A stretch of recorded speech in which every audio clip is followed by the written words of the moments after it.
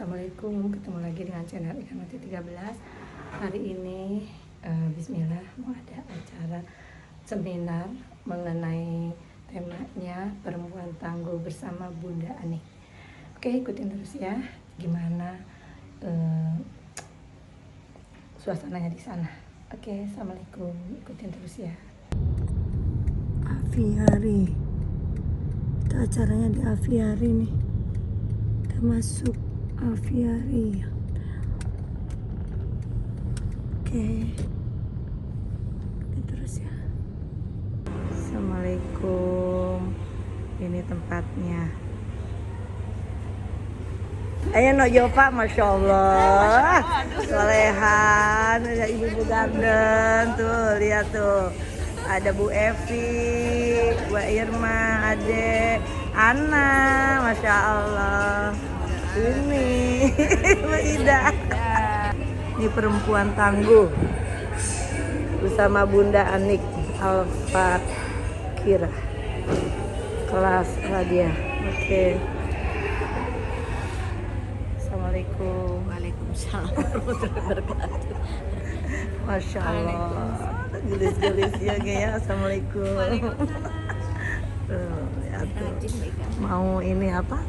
Mau apa? Belajar kelas.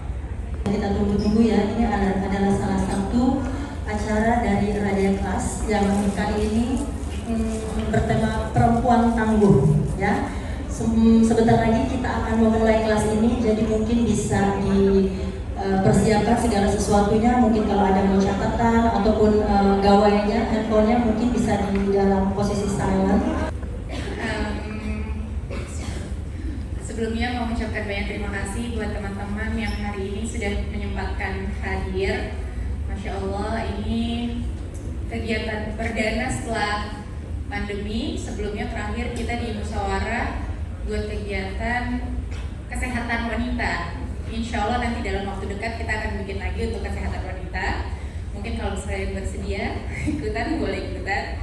Dan insya Allah, alhamdulillah Mbak Anik sudah hadir. Beliau hari ini akan mengisi tema tentang perempuan tangguh. Mungkin kalau misalnya aku boleh cerita sedikit, kenapa kita dari Radia. Radia itu sebenarnya event yang dibuat oleh musyawarah.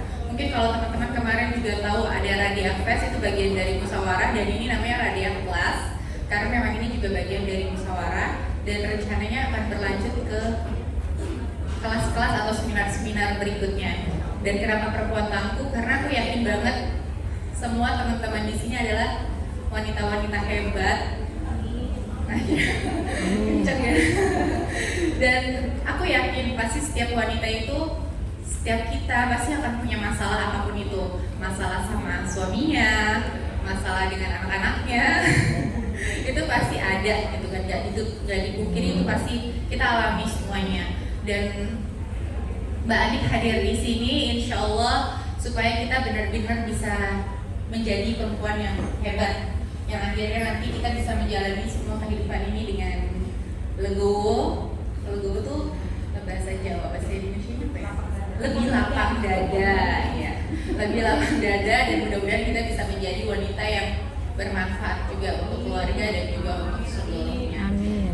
Ya, selamat menikmati teman-teman semuanya. Jangan lupa disiapkan tisunya dikeluarkan langsung dari tasnya ya. Udah bawa ya, Bang Bibi tuh udah siapin ya. Buat yang check-in aku tahu banget nih buka-bukanya nih ya. Langsung disiapin yang banyak. Ya udah, gitu aja dari aku. Insya Allah mudah-mudahan kita bisa ketemu lagi di kelas Radia Kelas selanjutnya, dan sebentar lagi kita akan sambut kedatangan Bunda Ani. Terima kasih semuanya. Assalamualaikum warahmatullahi wabarakatuh. Waalaikumsalam. Ini karena tentu saja datang ke kelas ini mungkin sudah pernah melihat profilnya, sudah pernah melihat short videonya di beberapa sosial media, atau mungkin malah sudah pernah mengikuti kelas-kelas beliau ya. Sebagai profesional terapis, terapi anak berkebutuhan khusus, trainer dan counselor parenting, trainer dan terapis hipnoterapi, praktisi traumatic healing, founder spiritual motherhood, trainer inner child healing, trainer PPA for kids, PTA for Parenting, Kodimah Pesantren Putri Bumi Damai Al Mawadah, Licensed in Promoter, Licensed in Trainer, Owner Anida Hijab Store, entrepreneur dan juga ketua komite prasekolah Pondok Pesantren Nurul Jadid. Masya Allah ya, dengan profesi beliau yang banyak banget dan beragam ini, memang insya Allah kita bisa menyerap segala ilmunya. Untuk itu mari kita ucapkan Bismillahirrahmanirrahim. Kepada Bunda Ani kami persilahkan untuk hadir di tempat ini.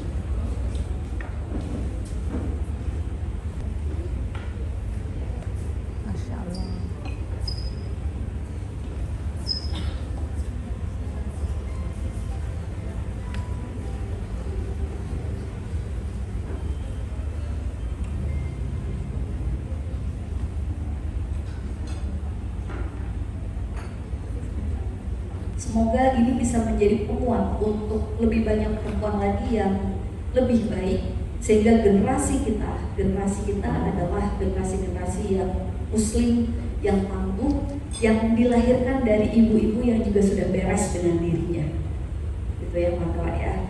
Dan ini konsepnya sebenarnya kan dimintanya kajian ya, tapi memang dasarnya memang saya di training gitu ya. Jadi aura-auranya orang-orang training gitu. Bisikan bahwa nggak boleh nangis, karena kalau nangis itu artinya kita lemah, itu artinya kita nggak kuat mentalnya. Padahal kawan-kawan, ternyata yang bikin kita akhirnya, mohon maaf banget, jadi tambah chaos, jadi tambah tumbang, karena ternyata kita melawan fitrah-fitrah yang Allah kasih kepada kita.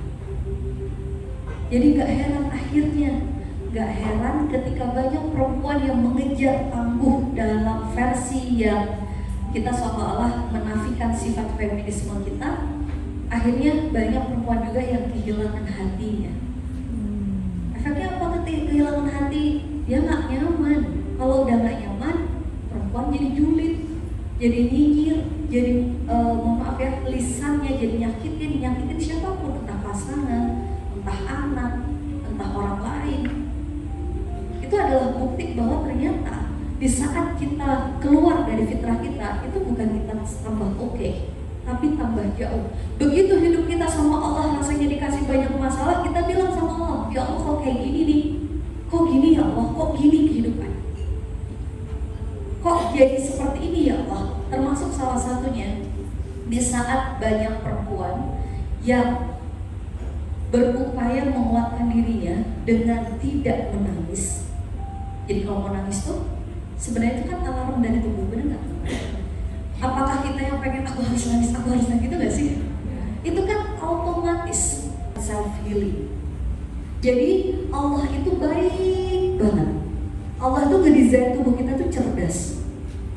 Setiap makhluknya Allah itu sama Allah dikasih kemampuan self healing. Salah satunya hijab. Hijab itu kalau terluka, semisal diterkam, gak mungkin dong dia datang ke dokter hewan, ya kan? Mata orang yang sedang sedih dia penuh racun. Jadi saat kita mau nangis lalu kita masukkan lagi, itu artinya racun yang kita izinkan untuk masuk ke dalam tubuh kita. Begitu racun itu numpuk berlama-lama di dalam tubuh kita, dia akan bisa menyebabkan organ-organ tubuh kita bekerja lebih keras. Di situ sebabnya akhirnya ada istilah psikosomatis. Penyakit fisik disebabkan oleh kondisi batin. Paling berjuang dan sederet paling yang paling. Padahal yuk kita bahas dulu. Kalau selama ini kita merasa paling sabar, saya itu yang paling. Kita urai dulu. Jangan-jangan bukan kita yang paling. Pertama, perempuan tuh unik banget. Kalau ditanya mau makan apa, jawabnya oke. Terus suaminya bilang, ya udah makan sate yuk, nggak suka, bosen. Terus makan apa dong? Terserah. Oke, makan soto, nggak senang berkuah-kuah lagi, nggak pengen berkuah. Ya udah makan apa? Terserah, ngerti nggak? Sering nggak ada statement kayak gitu? Kalau Anda jawab terserah, Anda itu ngerti nggak sih sebenarnya maunya Anda apa? Nggak ngerti. Kalau Anda jangan ngerti, cantik, apalagi makhluk lain. Anda pikir suami apa? Malaikat? Mencari jalan tikus, tapi dia sering sesat ketika ngobrol sama perempuan. Apalagi perempuannya memang masih belum dewasa, yang minta muter-muter dulu. Itu yang pertama, terserah. Jadi mulai sekarang tobat ya, kita ya tobat, meringankan beban para laki-laki, gitu ya. Jadi salah satunya karena saya ngisi kelas khusus perempuan ya, namanya Spirit of Motherhood. Itu bukan hanya emak-emak yang ikut gitu ya, maksudnya yang mendukung acara itu bapak-bapak banyak yang mensupport. Ya, jadi banyak bapak-bapak yang ketika nganterin istrinya bilang, makasih ya bun, setelah ikut saya jadi jauh lebih baik. Kalau bisa setiap bulan, katanya, biar ada dopingnya, coba. Jadi itu unik banget perempuan, terserah dirinya aja kadang nggak ngerti gimana mau orang ngerti. Kalau Anda udah tahu Anda pengen apa, sampaikan, clear, sampaikan. Yang kedua, perempuan kalau ditanya lagi ngambek nih, kamu kenapa? Jawabnya, dan laki-laki secara de facto otaknya itu akan sesuai dengan apa yang dia dengar. Lagi ngambek, kenapa? Nggak apa-apa. Oh ya udah nggak apa-apa, ditinggal beneran. Ngerti gak sih gitu kan? Dan saya udah survei jawaban laki-laki itu 2, jawaban suami itu 2. Kalau nggak cinta nggak sayang nggak dinikah. 1. Yang kedua kayak gitu aja nanyanya terus. Setiap hari nanya, kamu sayang nggak sama aku? Iya. Sayangnya seberapa? Ya nggak. Belum lagi perempuan tuh makhluk yang terkepo. Cantikan mana aku sama dia?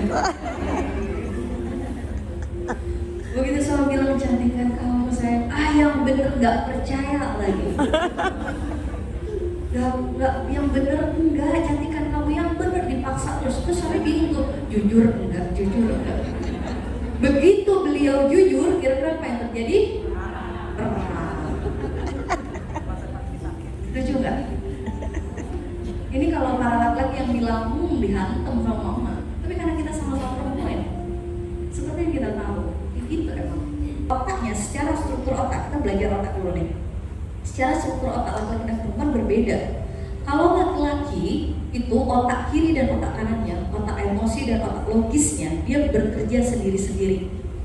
Jadi makanya kenapa saat anak sakit di rumah, dia tetap tenang di tempat kerja, di kantor tetap tenang, karena bekerjanya sendiri-sendiri. Itu sebabnya kenapa hukum talak, jatuh talak kita ada di laki-laki. Tapi kalau perempuan dia zigzag. Begitu dia sudah marah, emosi, semisal dia kesel, tersinggung, itu udah nggak bisa logis tuh mikirnya. Itu perempuan. Maka mujahadah, kesungguhan perempuan untuk bisa membedakan itu penting banget. Dan laki-laki otaknya adalah otak solusi. Begitu istrinya cerita, Mas, tadi hari ini seharian bla bla bla bla, laki-laki itu auto akan ngasih solusi. Coba deh ini. Sampai perempuannya bilang, istrinya bilang, aku tuh cuma butuh didengerin. Perempuan kalau cerita itu butuh didengerin, nggak butuh solusi. Akhirnya para suami mikir, oke, lain waktu berarti aku dengerin aja. Besoknya curhat lagi, suaranya cuma gini, marah nggak? Surga di telapak kaki perempuan. Al-jannah tahta aqdamil ummahat. Surga di telapak kaki perempuan. Tapi kata Rasulullah, mayoritas penghuni neraka juga adalah perempuan. Terus ada seorang sahabat yang bertanya, ya Rasul, apakah perempuan-perempuan ini kufur kepada Allah? Jawab Rasulullah, tidak. Mereka bukan kufur kepada Allah, tapi mereka kufur kepada kebaikan-kebaikan suaminya. Karena perempuan dianggap kufur dengan sering menggunakan 2 kata untuk mengeneralisasi. Apa itu? Gak pernah dan selalu. Kamu tuh ya Mas, gak pernah ngertiin aku.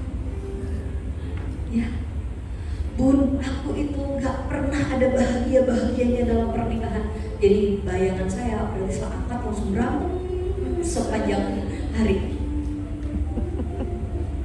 Bun, dia itu selalu seperti itu, selalu seperti itu. 2 kata selalu dan gak pernah itu dianggap oleh Allah sebagai bentuk kufur mengeneralisasi bahwa kita tidak melihat kebaikan. Contoh 1 dari sampai 10 ya, 10 angka aja.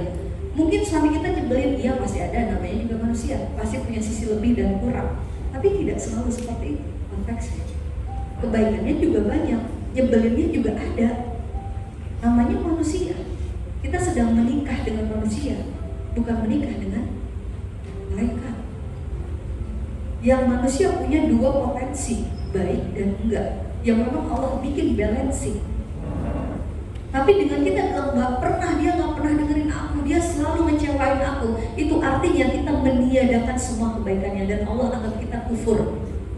Kata Allah, la in syakartum la azidannakum wa la in kafartum inna adzabi lasyadid. Saat kita pandai bersyukur, Allah limpahkan nikmat yang banyak banget. Tapi kalau kita kufur, Allah kasih adab, kasih siksa yang pedih. Dan adab itu bukan hanya dimulai di akhirat, tapi di dunia. Apa salah satu adab di dunia yang pedih? Sempitnya hati gampang gerungsung, gampang sumbu pendek, gampang uring-uringan, gak jelas maunya apa, bingung mau kemana arah hidupnya. Itu kawan-kawan. La in syakartum, kalau melihatin ya Allah, alhamdulillah suami saya masih Allah kasih sehat, Allah tambah lagi nikmatnya.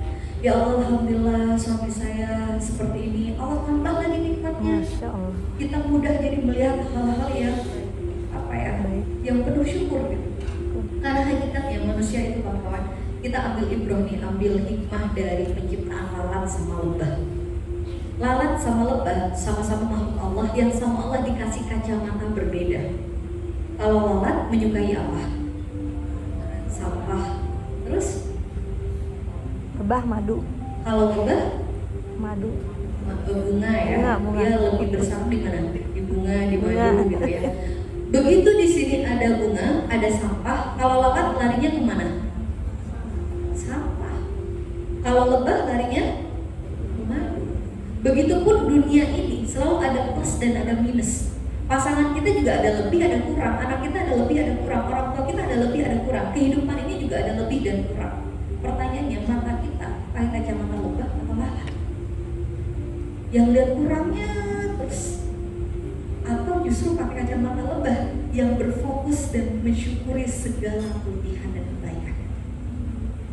Perempuan adalah perempuan yang wajahnya indah dipandang suaminya. Artinya gak ngambekan. Berat guys. Temperamen misalnya, maka temperamenlah generasi. Kenapa? Karena perempuan madrasah utama buat anak. Pertanyaan kita, yuk kita renungkan bareng-bareng. Kira-kira generasi Indonesia generasi seperti apa? Menurut Anda, anak-anak Indonesia cukup temperamen nggak? Generasi di Indonesia gampang stres nggak? Itu artinya terlahir dari kondisi-kondisi rumah yang mungkin tingkat emosinya tidak stabil. Perempuan jantung rumah. Kalau Anda tenang, enak gak sih isi rumah? Enak? Ada kalau tenang kawan-kawan, mau nyapu, ada semut aja Anda pamit. Wahai semut, permisi yang mau disapu, bener gak? Iya. Tapi kalau Anda lagi horor, kaki kesenggol tembok saja bisa marah. Kenapa tembok ada di sini? Iya nggak? Nyatanya justru setelah air mata itu yang akan membuat kita jauh lebih kuat. It's okay to not be okay. Dan karena selama ini kondisi kita ya hektik, perempuan kan paling besar mikirin tentang orang lain, bener nggak? Kalau boleh tahu nih, siapa di ruangan ini yang merasa banyak berubah setelah menikah? Mama gak boleh nangis. Padahal itu adalah sifat-sifat manusiawi. Dan kita hanya terlalu merobotkan diri kita. Kita berpikir kita harus kuat, kita merobotkan diri kita tanpa sadar. Dan pasti capek banget karena kita fitrahnya diciptakan jadi manusia, tapi kita robotkan diri kita. Apa saja ciri-ciri doing? Bahasanya adalah ciri-ciri saat kita merobotkan diri kita. Yang pertama adalah restless. kurang istirahat, merasa kalau lagi capek terus tidur-tiduran itu adalah tidak produktif, ngerasa bersalah kalau sakit, ngerasa bersalah kalau tubuhnya butuh istirahat. Ada nggak yang ngerasa gitu? Penjagaannya suami, menjaga marwah suami, perempuan yang solihah itu dalam artian menjaga kewajibannya dan juga peduli terhadap dirinya. Dan salah satu takwa itu adalah dia beres terhadap lukanya. Jadi nggak ada kan perempuan yang laundry terus-terusan di luar, maka kau tidak berkenan masuk surga. Nggak ada, itu bukan halal syariat. Maka lenturkan kawan-kawan. Rumah berantakan dikit, oke, it's okay. Kalau ada capek tidur, tapi kalau ada mampu silakan. Tapi kalau ada capek, aduh rumah masih berantakan, mana saya capek, itu ngapain? Pilihannya kan semuanya ada konsekuensinya. Kalau ada capek, istirahat. Boleh ngedumel. Kenapa? Boleh ngedumel ya. Ngedumel, iya. Kalau udah ngedumel, yang capek siapa? Kita. Yang ngerasa bersalah setelah ngedumel, lucu kan kita? Yang pakai standar rumah harus bersih siapa? Gerutu. Diri Kita.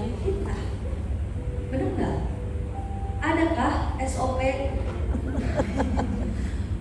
perempuan solihah adalah satu, rumah harus selalu bersih? Ada? Nggak ada. Itu paradigma saja. Nggak ada cukupnya. Terus Allah kasih kulit seperti ini, tapi kayak nggak cukup, terus. Sampai makanya muncul filter itu karena banyak orang merasa not feel enough, merasa nggak cukup. Ya nggak? Awalnya filternya nirusin, lama-lama mancungin hidung, lama-lama merubah wajah jadi Barbie ala kita, gitu kan? Itu ngeri banget tuh. Yang muncul adalah ternyata yang saat ini lagi kurang itu adalah perasaan cukup. Sering merasa kurang terus. Dan dunia gak ada habisnya kalau diikutin. Salah satu contoh, semisal nih kita bahasa cintanya hadiah, terus kita bilang sama suami, Mas, coba dong kalau pulang kantor bawa hadiah gitu, karena aku bahasa cintaku hadiah biar merasa dicintai. Terus suami nanya, oke, maunya hadiah apa? Terus kita jawab, ya semacam martabak juga gak apa-apa. Belum pulang bawa martabak hari pertama, seneng kita, langsung love-nya banyak. Hari kedua pulang bawa martabak lagi, masih love gak? Love, tapi dikit sudah duduk gitu. Hari ke-7 pulang tetap bawa martabak, istiqomah. Hari pertama, 2, 3, 4, 7 sampai hari ke-10 istiqomah bawa martabak. Masih love yang keluar? Apa udah yang keluar? Ngomelnya gimana Bu? Martabak terus. Sekali-kali dong emas 1 gram gitu, udah melunjak gitu. Itu dissatisfy, nggak cukup. Termasuk urusan ibadah itu hati-hati. Jangan kita khawatirnya masuk ke golongan dissatisfied yang Allah akhirnya bilang kufur. Sholat dibangunin sama Allah, bisa sholat tahajud 2 rakaat, terus bilang, ya Allah kok kayak gini terus ya, coba beliau. Itu dissatisfied.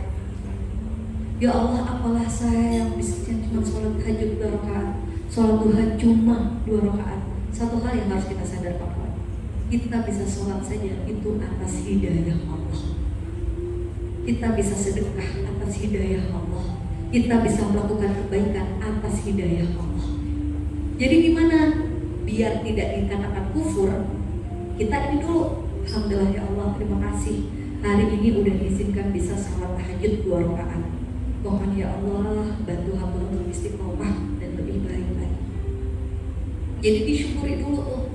Khawatirnya juga dissatisfied, sering membanding-bandingkan hidup kita sama orang lain. Jadi permasalahan manusia modern seperti kita itu adalah senang compare, senang banding-bandingin. Seringkali kita akan mudah bersyukur kalau kita merasa ada orang lain yang dalam tanda kutip rasanya di bawah kita. Kadang tanpa sadar seperti itu. Contoh, Anda naik mobil di lampu merah, tiba-tiba hujan deras turun. Terus di sebelah Anda ada orang naik motor, ada anak Anda di dalam mobil. Terus Anda bilang gini, Dek, bersyukur ya kita punya mobil, benar nggak? kasihan orang itu kehujanan. Pertanyaan saya, itu bersyukur atau sedang sombong yang terselubung? Itu bersyukur atau sedang merasa lebih baik? Kita punya rumah, terus bilang alhamdulillah ya Allah, masya Allah bersyukur ya daripada orang yang tidur di pinggir jalan. Itu dua hal yang berbeda. Maka nggak heran akhirnya ketika untuk kita bisa bersyukur, kita harus nyari dulu nih pembanding yang dalam kacamata kita itu rasanya di bawah kita, padahal belum tentu batin beliau, orang yang kita bilang kasihan naik motor itu, belum tentu batinnya merasa tidak berharga atau tidak flingless ya, tidak merasa terberkahi. Siapa tahu beliau memang lagi turun hujan dan merasa sangat terberkahi, hatinya bahagia. Gak ada yang tahu.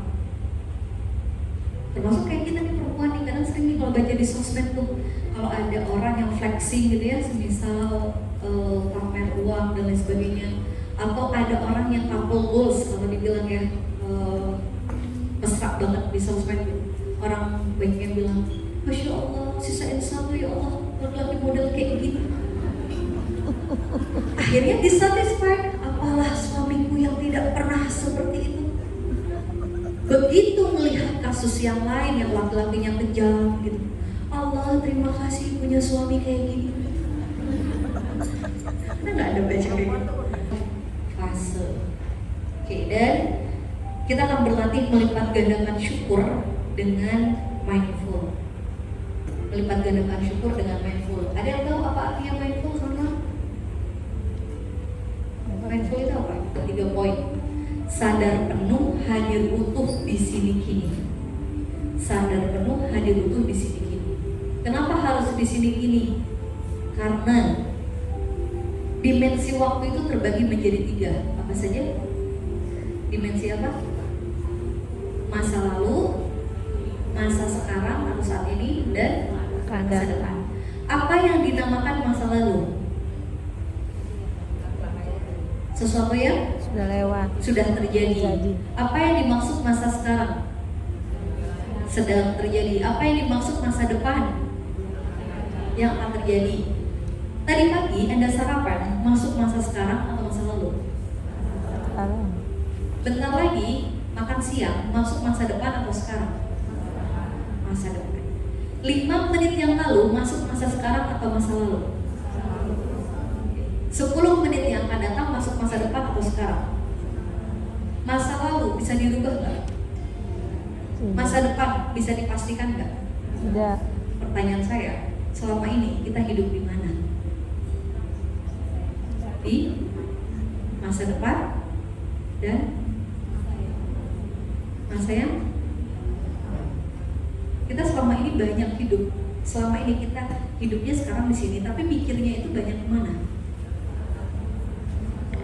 Masa lalu dan masa depan. Itu terus ya. Mikir, coba seandainya tadi. Begitu nggak? Mikir lagi, kira-kira nanti gimana ya? Semisal ada orang yang lagi sedih banget, lagi sedih-sedihnya, terus kita ceramahin, la tahzan, innallaha ma'ana. Kesel nggak? Lagi capek-capeknya hidup, buka sosmed terus tulisannya, memang dunia tempatnya lelah. Oke, aku harus kuat lagi. Dan by the way kawan-kawan, saat kita merespon masalah dengan 3 cara seperti ini, mendam, melarut, dan denial, demi Allah kita akan diremedi. Remedi itu artinya kita akan diuji ulang dengan permasalahan yang sama sampai kita lulus. Terima kasih kawan-kawan, semoga kita semua bisa menerima kenyataan hidup seapa adanya dan ridho atas segala apapun yang Allah hadirkan di dalam kehidupan kita. Terima kasih, kurang lebihnya mohon maaf. Wassalamualaikum warahmatullahi wabarakatuh. Salam. Oh ya, ada Terima kasih ya. Kaya makasih. Kita makan. Mau, baru mau. satu aja di iya ini Masya Allah makan Masya Allah ini menunya, wah mantap nih menunya, Masya Allah. Masya Allah. Selamat datang di vlognya Ika Rahmawati 13. Ika Rahmawati 13. Jangan lupa subscribe. Jangan lupa comment, share, and subscribe. Terima ya. kasih. Wajib loh. Mau lihat Masya kegiatannya Ibu Ika, Sis Ika, bisa langsung aja ya kan subscribe YouTube-nya. Oke, makasih cantik, Masya Allah. Masya Allah, Neng Oci, ini cantik. Masya Allah, Terima kasih acaranya. Terima kasih Taika, Iya. semoga juga Taika sering datang ke Amin, amin berkah ya. Aku manfaatnya banyak banget, Masya Allah. Terima kasih. Makasih sudah diundang juga, ikut seminar Ibu Ika di Rahmawati 13. Radeyah Kelas. perempuan tangguh. Masya Allah dengan Bunda Ani. Terima kasih ya. Sama-sama. Sukses selalu. Berkah, senang banget. Barokah. Assalamualaikum.